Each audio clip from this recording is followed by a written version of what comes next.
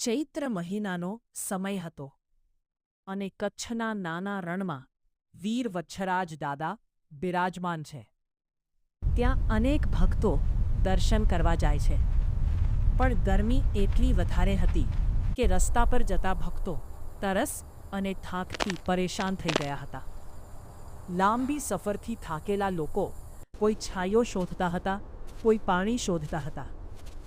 એ સમયે મહાકાલ ગ્રુપ વાહેદપુરાના યુવાનોને વિચાર આવ્યો, આ રસ્તે જતા ભક્તો માટે કંઈક સેવા કરવી જોઈએ. તેઓએ તરત જ રસ્તા પાસે એક સેવા કેમ્પ શરૂ કર્યો છે. અહીં ભક્તો માટે ઠંડુ પાણી, ઓરેન્જ શરબત આપવામાં આવે છે. મીઠું તરબૂચ કાપીને બધાને પ્રેમથી આપવામાં આવે છે. થાકેલા મુસાફરો માટે બેસીને આરામ કરવાની વ્યવસ્થા પણ કરવામાં આવી છે.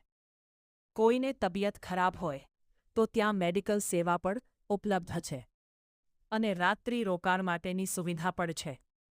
અને ઘણી વખત દર્શનાર્થીઓની ગાડીઓ રસ્તામાં પંચર થઈ જતી હતી, તેથી કેમ્પમાં પંચર રિપેર સેવા પણ શરૂ કરવામાં આવી અને મોબાઈલમાં ચાર્જિંગ કરવાની સુવિધા પણ છે.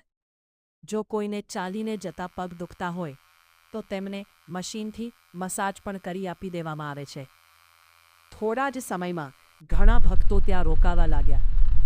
કોઈ તરસ બુઝાવતા હતા,